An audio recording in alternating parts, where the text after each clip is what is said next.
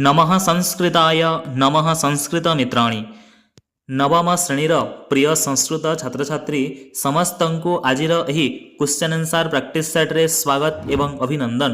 प्रिय छात्र छात्री आजिर एही क्वेश्चन आंसर प्रैक्टिस सेट रे आमे समयानुवर्तिता एही गद्य रे थिबा मोस्ट इंपोर्टेंट एमसीक्यू गुडी को आमे डिस्कशन करिबा। आमे पूर्व वीडियो गुडी करे पूर्व पाठ गुडी कर क्वेश्चन आंसर प्रैक्टिस करि सारिछा। तो जो माने मध्य सही पूर्व पाठर एमसीक्यू प्रैक्टिस देखि ना तुमे माने जाई सेठी देखि पारिबो हमर एही चैनल रो प्लेलिस्ट रे किंबा एही वीडियोटी रो डिस्क्रिप्शन रे मध्य तार लिंक दिया होईची सेठी मध्य जाई देखि पारिबो। तो एही आजिर एही एमसीक्यू प्रैक्टिस सेटटी तुमर internal assessment 1 2 3 4 half yearly exam एवं एनुअल एग्जाम यही समस्त परीक्षा रे आजिर एही एमसीक्यू प्रैक्टिस सेटटी बहुत बहुत उपयोगी हेबो। तो समस्ते निज निज सांग साथी माननकु आमर एही चैनल रो लिंक टी को शेयर करिनियो एवं जो माने मध्य आमर एही चैनल को नुआ भाबरे आसी अछ चैनल टी को सब्सक्राइब करिनियो। तो समस्ते रेडी हो जाओ।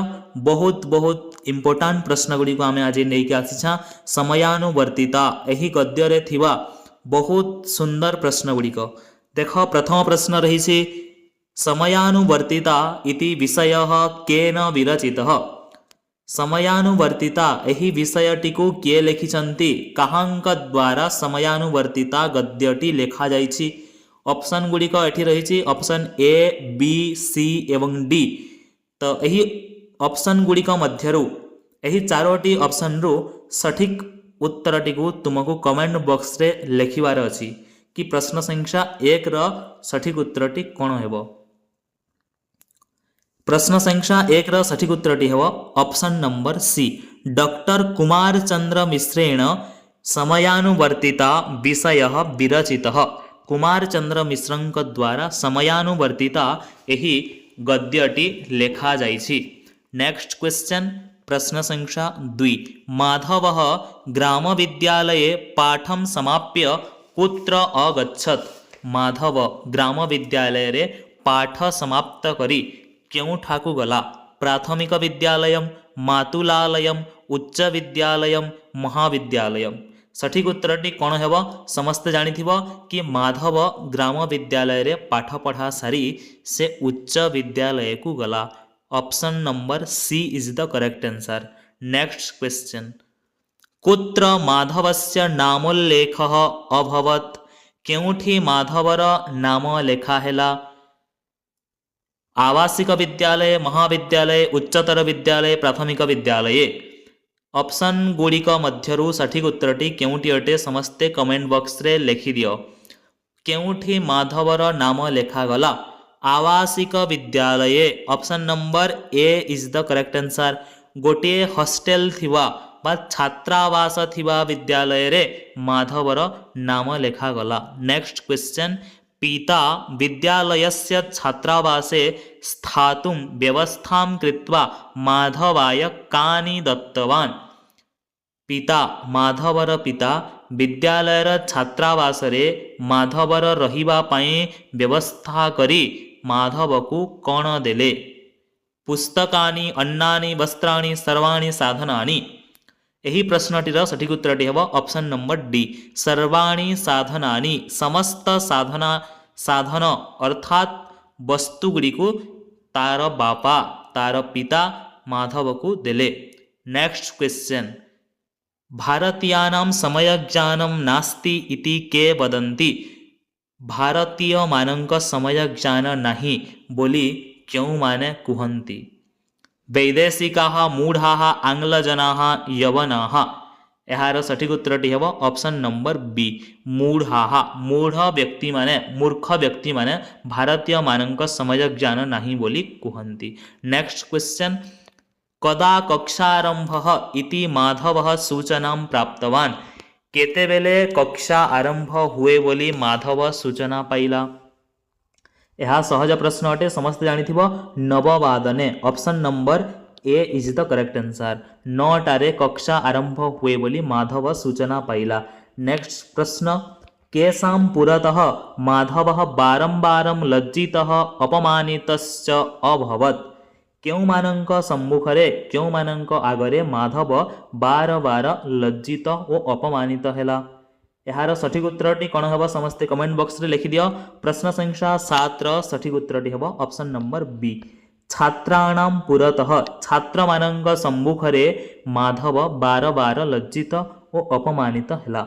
नेक्स्ट क्वेश्चन, माधव तृतीय दिवसे कदा विद्यालयम अगच्छत्? माधव तृतीय दिन रे केते बेले से विद्यालय को पहुंचिला? केते मिनिट पूर्वरु? यार सठिक उत्तरटी हम ऑप्शन नंबर बी। 15 निमेषेभ्यः पूर्वम 15 मिनट पूर्वरु से विद्यालय को पहुंची थिला। देख पर अच्छी परम परम रो अर्थ परे, तो परे से पहुंची नथिला। तृतीय दिवस रे से 15 मिनट पूर्वरु पहुंची थिला। नेक्स्ट क्वेश्चन, प्रश्न संख्या 9।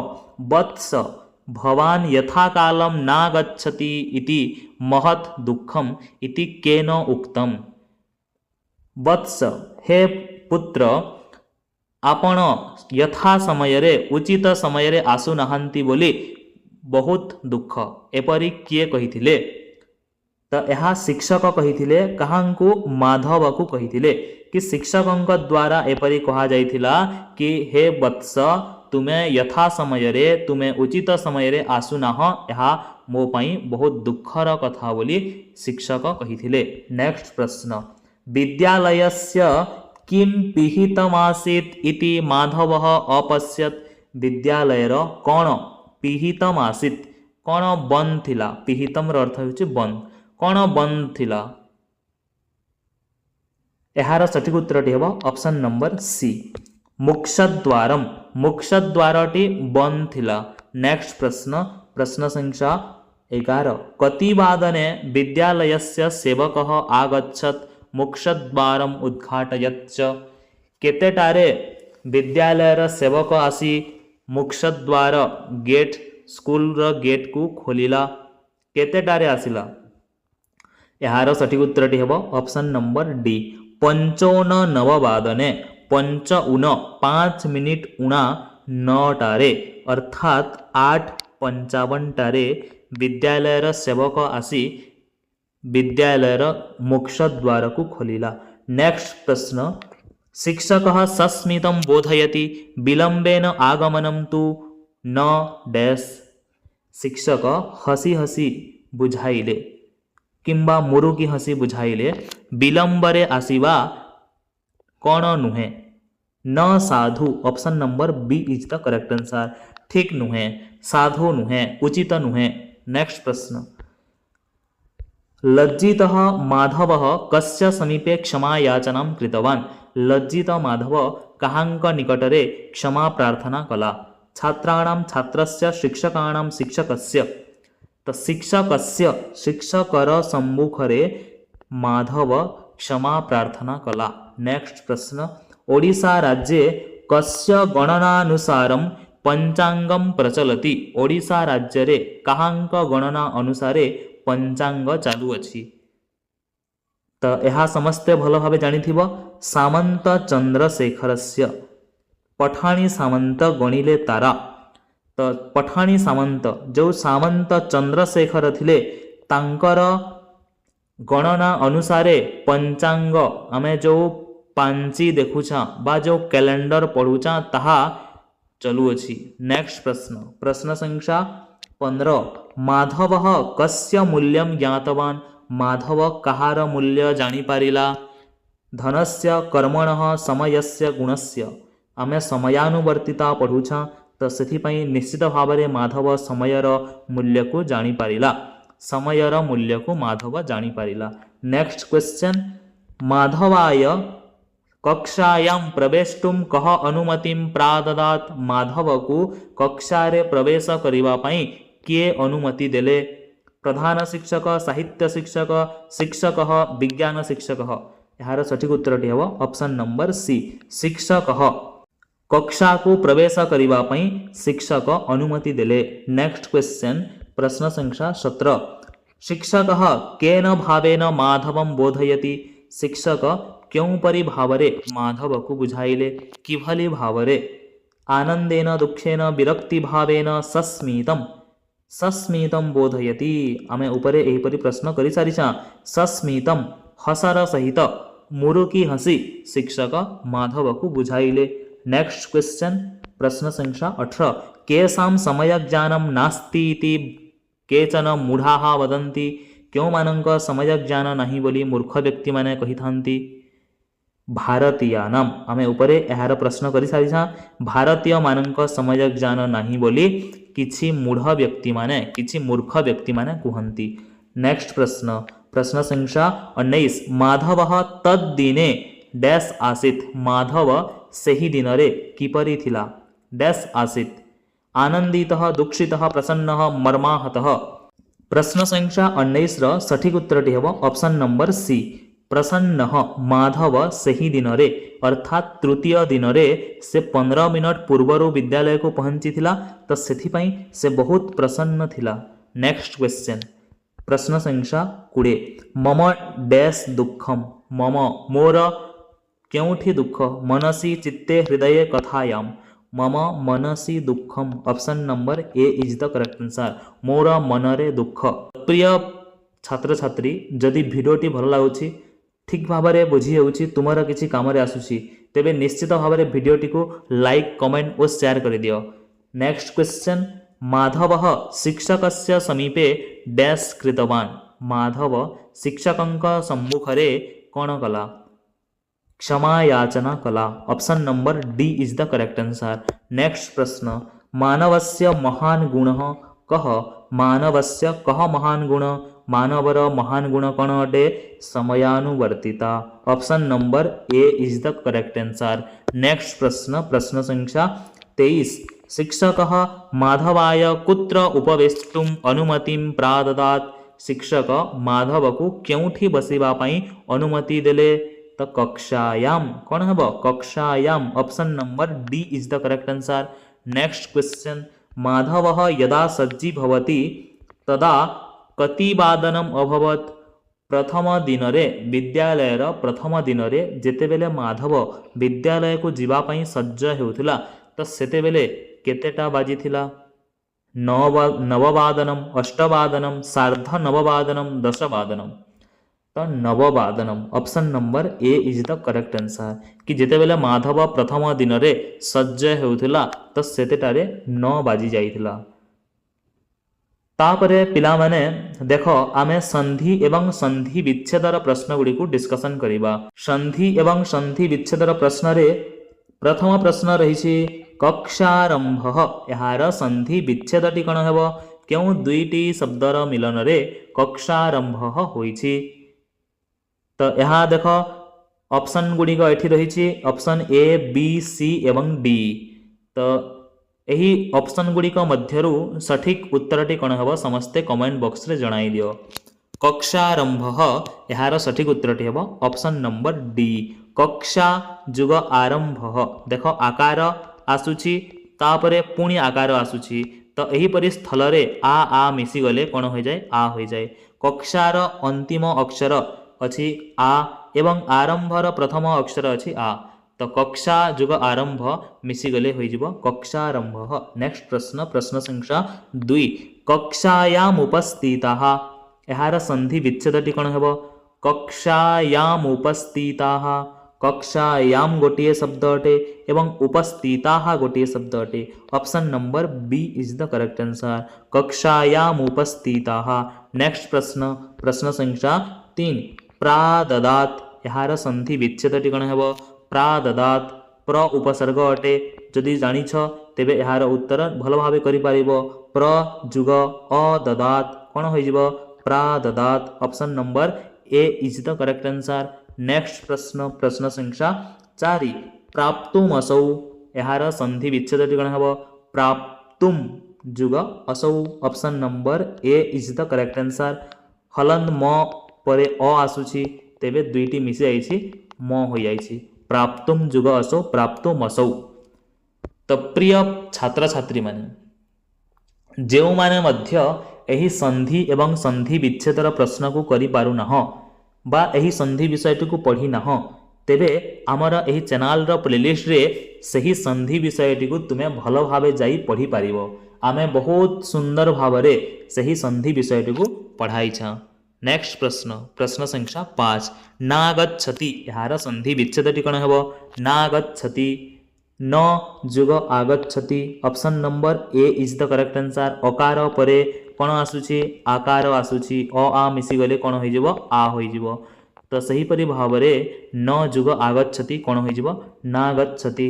नेक्स्ट प्रश्न पिहितम जुग आसीत पिहितम जुग आसीत यार संधि मिलनटी कोन हेबो पिहितम जुग आसीत हलन म परे आ आसुची तो आ मिसी गले कोन होई जिवो मा होई जिवो पिहित मासीत केउठी अछि पिहित मासीत option number B is the correct answer. अति सरल सरल प्रश्न अछि बहुत सुंदर प्रश्न गुड़िक बहुत सुंदर सुंदर प्रश्न तुम मानक पई अणा जाईछि। तो एही प्रश्न गुड़िक निश्चित भाव में तुम सब परीक्षा रे बहुत ही हेल्पफुल रहिबो। नेक्स्ट प्रश्न प्रश्न संख्या 7 शिक्षकाः जुग च यार संधि मिलनटी कोन हेबो शिक्षकाः जुग च देख विसर्ग आसुची तापरे कोन आसुची च आसुची जेते बेले एही परि हुए कि विसर्ग परे च आसिले कोन हो जाए एही जो विसर्ग रहिछि एही विसर्ग को तालव्य सकार होई थाए। तो एही परे तालव्य सकार जदि हेबो तेबे शिक्षकाः जुग च कोन होई जिवो शिक्षकाश्च option number C is the correct answer शिक्षकाश्च। नेक्स्ट प्रश्न प्रश्न संख्या 8 एकः जुग अपि यार संधि मिलनटी कोन हेबो एकः जुग अपि यार नियमटी को बुझी नियो कि विसर्ग परे जदि अ आसे तेबे एही विसर्ग को कोन हुए ओ हुए कोन हुए ओ एवं एही अ र स्थान रे अवग्रह चिन्ह लागि थाए। तो अवग्रह चिन्ह मात्र गोटे स्थान रे अछि option number A is the correct answer एकः जुग अपि एकोपि। प्रश्न संख्या 9 पुनः जुग अवदत् यार संधि मिलनटी कोन हेबो पुनः जुग अवदत् पुनरवदत् option number B is the correct answer पुनरवदत्। नेक्स्ट प्रश्न प्रश्न संख्या 10 आगमनम जुग अपि यार संधि मिलनटी कोन हेबो आगमनम अपि option number A is the correct answer हलन म सहित अ मिसी जाईछि आगमनम अपि। नेक्स्ट प्रश्न प्रश्न संख्या 11 केनापि यार संधि विच्छेदटी कोन हेबो केनापि केन जुग अपि option number A is the correct answer केन जुग अपि केनापि। नेक्स्ट क्वेश्चन तमंतरेण यार संधि विच्छेदटी कोन हेबो तमंतरेण तम जुग अंतरेण option number C is the correct answer तम जुग अंतरेण तमंतरेण। नेक्स्ट प्रश्न प्रश्न संख्या 13 एकोपि एही परि प्रश्न ऊपर आसी सारिछि। तो एकोपि यार नियमटी कोन कहिदिले मु कि अकार विसर्ग परे जदि पुणी अकार आसे तेबे एही जो विसर्ग रही एही विसर्ग को ओकार हुए एवं एही अस्थान रे अवग्रह चिन्ह लागे। तो अवग्रह चिन्ह लगी एठी एकः जुग अपि एकोपि option number A is the correct answer. Next question प्रश्न संख्या 14 तत्र आसीत यार संधि विच्छेदटी कोन हेबो तत्र जुग आसीत option number C is the correct answer. Next प्रश्न कश्चित यार संधि विच्छेदटी कोन हेबो कश्चित कह जुगचित एबे मु कहिले कि विसर्ग परे जदि च वर्ग आसे बा च आसे तेबे एही विसर्ग को तालव्य सकार हुए कह जुगचित कश्चित option number B is the correct answer. Next प्रश्न प्रश्न संख्या 16 द्वारम जुग अभितः द्वारम अभितः देख हलन म सहित अ यदि मिसी जीव तेबे म होई जीव द्वारम अभितः option number A is the correct answer. Next प्रश्न प्रश्न संख्या 17 शास्त्र जुग अध्ययनम कोन हेबो शास्त्राध्ययनम option number B is the correct answer शास्त्र जुग अध्ययनम शास्त्राध्ययनम। नेक्स्ट प्रश्न प्रश्न संख्या 18 क्षणम जुग अपि हलन म सहित अ मिसी जीव मपि होई जीव कोन हेबो मपि क्षण मपि option number B is the correct answer. Next प्रश्न प्रश्न संख्या 19 विलंबः जुग न विलंबः जुग न एपरि स्थल रे कोन हेबो विलंबो न option number A is the correct answer विलंबो न। प्रश्न संख्या 20 न जुग अस्ति यार संधि मिलनटी कोन हेबो न जुग अस्ति नास्ति अति सरल प्रश्न अटे न जुग अस्ति नास्ति। तो पिलामाने एतिकी थिला आमर संधि एवं संधि विच्छेदर प्रश्न। वर्तमान आमे समयानुवर्तिता एही गद्ୟରେ थिबा सकारण विभक्ति प्रश्न बा कारक विभक्तिर प्रश्न गुडी को आमे डिस्कशन करिबा। तो समस्ते पुणी थरे भल भावे रेडी हो जाओ। आउ थरे आमे एही कारक विभक्तिर प्रश्न गुडी को आमे डिस्कशन करि नेबा। प्रथम प्रश्न रहिछि मम मनसि दुःखम। एहार जो मनसी अछि एठिरे अंडरलाइन अछि। तो एठिरे काहींकि सप्तमी विभक्ति होइछि, काहींकि सप्तमी विभक्ति होइछि। मम मनसी दुःखम, मनसी मनरे अधिकरण सप्तमी। Option number B is the correct answer, अधिकरण सप्तमी। नेक्स्ट क्वेश्चन प्रश्न संख्या 2। स पूर्वम आगतवान, से पूर्वरु आसीगला, आगतवान स यहा कर्ता अटे। तो सेथिपाई एठिरे हेबो कर्तरी प्रथमा, कर्तारे प्रथमा विभक्ति, से पूर्वरु आसीगला। नेक्स्ट प्रश्न प्रश्न 3। ओडिशा राज्ये पंचांगम प्रचलति। ओडिशा राज्ये एठिरे सप्तमी विभक्ति होइछि। सप्तमी विभक्ति हेबार कारण कोन अटे? सप्तमी विभक्ति हेबार कारण हेउछि स्थानाधिकरण सप्तमी। ओडिशा गोटे राज्य को गोटे स्थान को बुझाउछि। तो सेथिपाई स्थानाधिकरण सप्तमी। जदि कोनोसी विषय को बुझाइबो हला तेबे विषयाधिकरण हेबो। जदि कोनोसी समय को बुझाइबो जेपरि नववादने, अष्टवादने, पंचोन नववादने, तो सेपरि स्थल रे कालाधिकरण सप्तमी होइथाय। नेक्स्ट प्रश्न प्रश्न 4। श्रीमन अहम विलंबेन नागच्छामि। विलंबेन यहाँ तृतीया विभक्ति होइछि। तो तृतीया विभक्तिर हेबार कारण कोन अटे? विलंबेन नागच्छामि, विलंबरे आसी नाही। यार सठिक उत्तरटी हेबो ऑप्शन नंबर सी, हेतो तृतीया। Option number C is the correct answer. प्रश्न संख्या 5। गच्छता कालेन सह अवगतवान, कालेन, गच्छता कालेन समय को बुझाउछि कि से आसीबा समय रे से सबु किछि बुझिगला। तो एठी फल प्राप्ति हेउछि। फल प्राप्ति रे तृतीया विभक्ति हुए, अपवर्गे तृतीया।